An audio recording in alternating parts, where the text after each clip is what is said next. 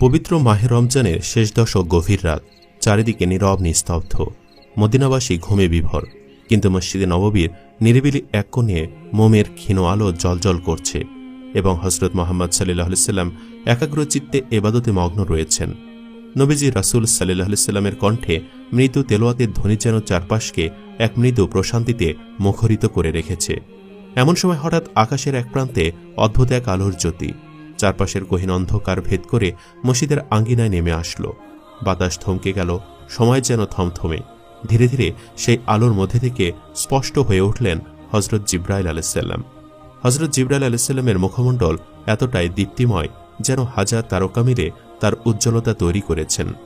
অতঃপর হজরত জিবরাইল আলাইহিস সালাম রাসূলুল্লাহ সাল্লাল্লাহু আলাইহি সাল্লামের সম্মুখে দাঁড়িয়ে বললেন, সালামুন আলাইকা ইয়া রাসূলুল্লাহ সাল্লাল্লাহু আলাইহি ওয়াসাল্লাম। আমি এসেছি আপনার প্রতিপালকের পক্ষ থেকে এক মহান সুসংবাদ নিয়ে।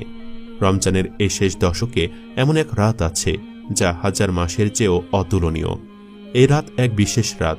এই রাতে আকাশে দরজা খুলে দেওয়া হবে এবং ফেরেশতারা দল বেঁধে নেমে আসবেন আসমান থেকে মুমিনদের উপর রহমত নাজিল করতে।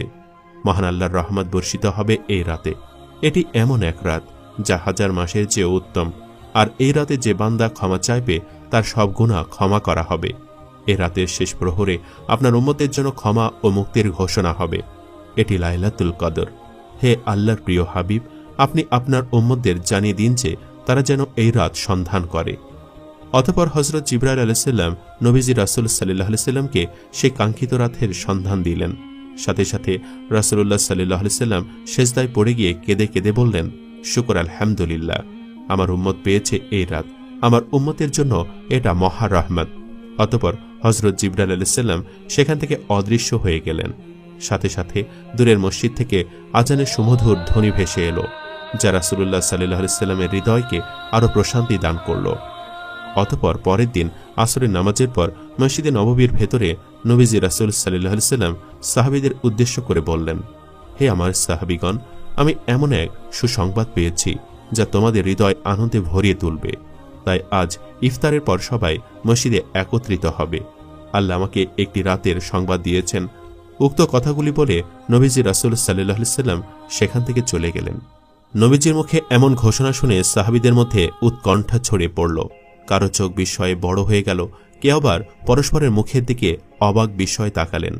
তখন হযরত ওমর রাদিয়াল্লাহু তাআলা আনহু বললেন, নবীজি রাসূল সাল্লাল্লাহু আলাইহি সাল্লাম নিশ্চয়ই কোনো মহারাতের কথা বলবেন। হযরত আলী রাদিয়াল্লাহু তাআলা আনহু বললেন, অপেক্ষা করা বড়ই কঠিন। এবং হযরত আবু হুরায়রা রাদিয়াল্লাহু তাআলা আনহু বললেন, এই রাতের মাহাত্ম্য নিশ্চয়ই অপরিসীম।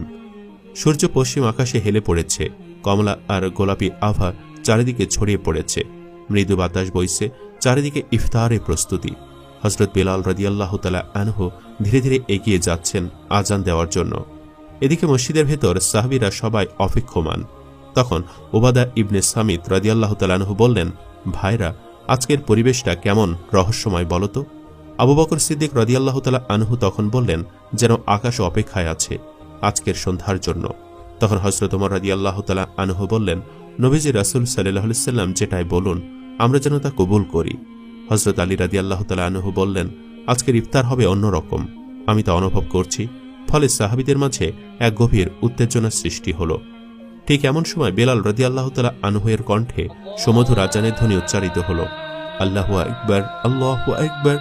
এরই মাঝে নবীজি সাল্লাল্লাহু আলাইহি সাল্লাম এসে উপস্থিত হয়েছেন। সবাই খেজুর মুখে দিলেন, কেউ কেউ পানি পান করলেন। অতঃপর মাগরিবের নামাজ সমাপ্ত করলেন। সবাই একত্রিত হয়ে নবীজি রাসূল সাল্লাল্লাহু আলাইহি সাল্লামের দিকে উৎকণ্ঠিত হয়ে তাকিয়ে আছেন।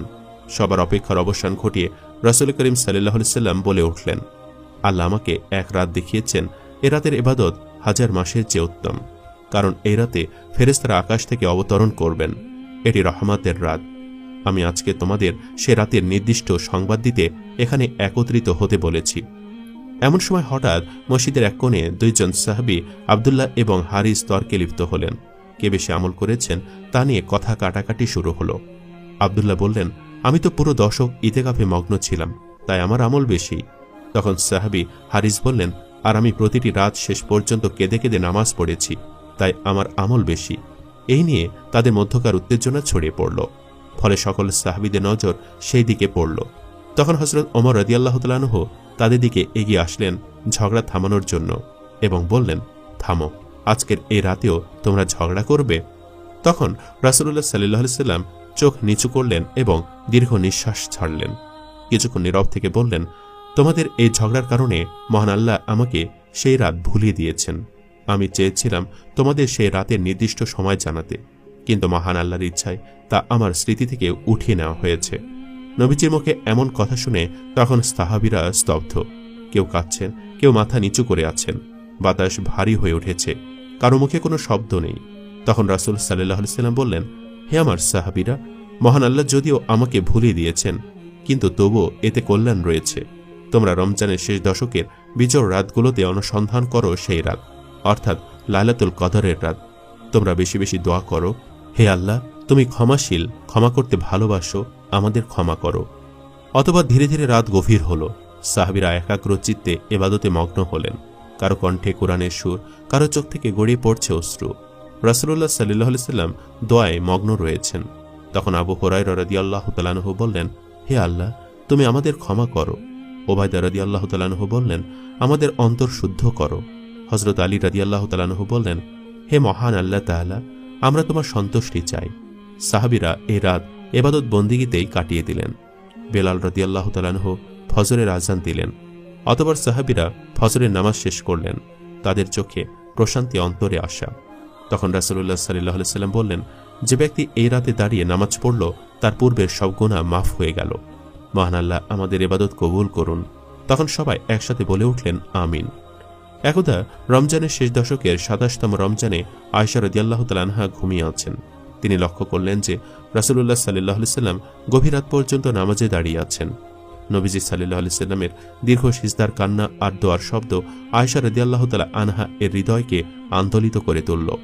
তাই আয়েশা রাদিয়াল্লাহু তাআলা আনহা ঘুম থেকে উঠে ধীরে ধীরে নবীজি রাসূল সাল্লাল্লাহু আলাইহি সাল্লামের কাছে এসে উপস্থিত হলেন এবং আবেগ আপ্লুত কণ্ঠে বললেন, ইয়া রাসূলুল্লাহ সাল্লাল্লাহু আলাইহি সাল্লাম, আমি আপনাকে গভীর রাত থেকে নামাজে রত দেখছি।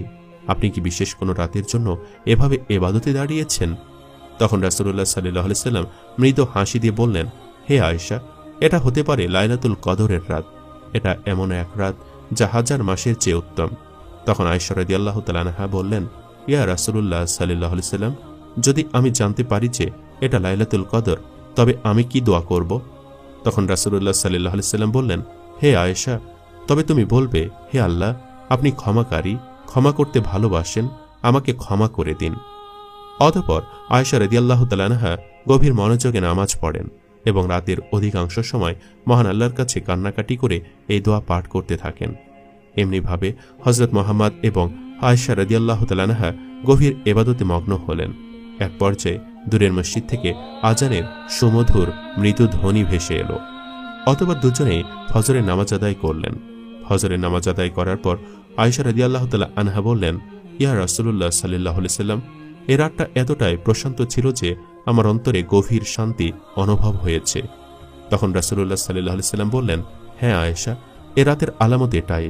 রাত হবে প্রশান্তিময়, বাতাস হবে শান্ত, আর সূর্য উঠবে রোশনিহীন, যেন তার দীপ্ত এক গোলাকার আলোকমণ্ডল। নবীজির কথা শুনে আয়েশা রাদিয়াল্লাহু তাআলা আনহা বললেন, ইয়া রাসূলুল্লাহ সাল্লাল্লাহু আলাইহি সাল্লাম, আপনি তো বলেছেন এ রাত্রে ফেরেশতারা অবতীর্ণ হন। তখন রাসূল করিম সাল্লাল্লাহু আলাইহি ওয়াসাল্লাম বললেন, হ্যাঁ আয়েশা, এ রাতে জিবরাইল আলাইহিস সালাম এবং অগণিত ফেরেশতা পৃথিবীতে অবতীর্ণ হন এবং তারা মুমিনদের জন্য দোয়া করেন।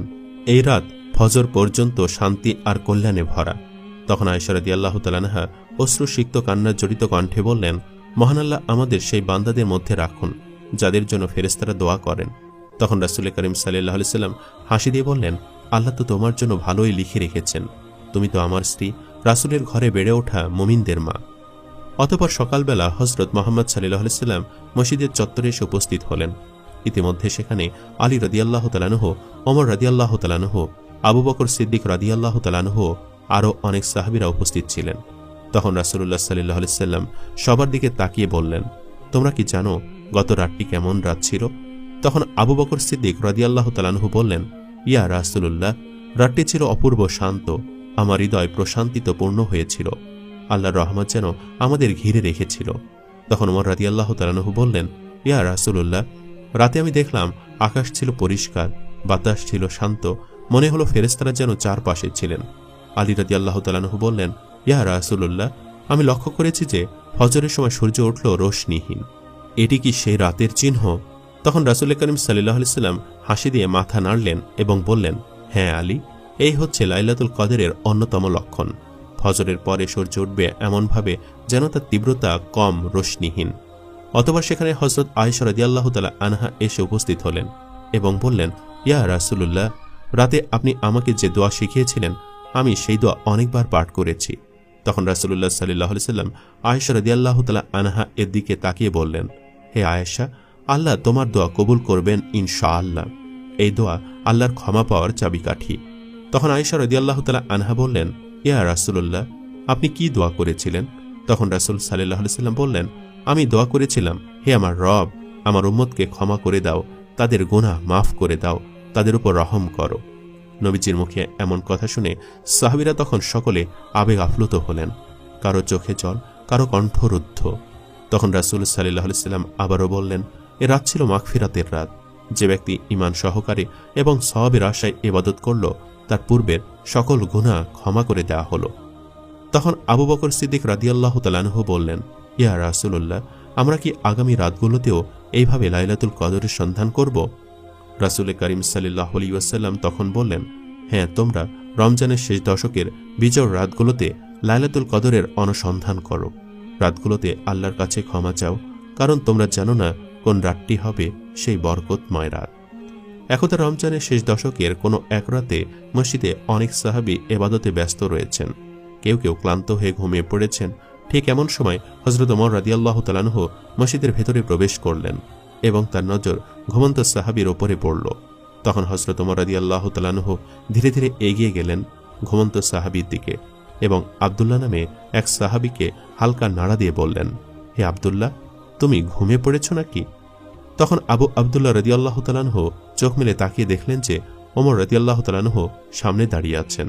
তাই তখন তিনি বললেন, হ্যাঁ আমিরুল মুমিনিন, কিছুক্ষণ বিশ্রাম নিচ্ছিলাম, কারণ রাত অনেক হয়ে গিয়েছে।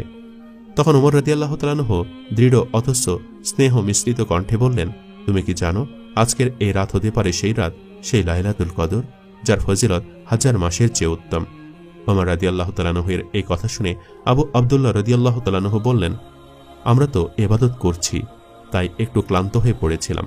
তখন ওমর রাদিয়াল্লাহু তাআলা আনহু আবু আব্দুল্লাহর হাত ধরে তাকে দাঁড় করিয়ে বললেন, হে আবু আব্দুল্লাহ, যদি এই রাত তোমার জীবনের শেষ সুযোগ হয়, যদি আজকের রাত্রে আল্লাহ তোমাকে ক্ষমা করার জন্য অপেক্ষা করেন আর তুমি ঘুমিয়ে থাকো, তাহলে তোমার অবস্থা কেমন হবে? তখন আবু আব্দুল্লাহ রাদিয়াল্লাহু তাআলা আনহু বললেন, আপনি সত্য বলেছেন, আমি জানি না আর কতদিন বাঁচব। তখন ওমর রাদিয়াল্লাহু তাআলা আনহু বললেন, মহান আল্লাহ রাব্বুল আলামিন আমাদের জীবনে কত রাত দিয়েছেন, কিন্তু এই একটি রাত যদি আমরা হারাই তাহলে আমাদের ধ্বংসের কারণ হয়ে যেতে পারে। মহান আল্লাহ রাব্বুল আলামিন আমাদের সবাইকে লাইলাতুল কদর রাতে যথাযথভাবে ইবাদত করার তৌফিক দান করুন। আমিন।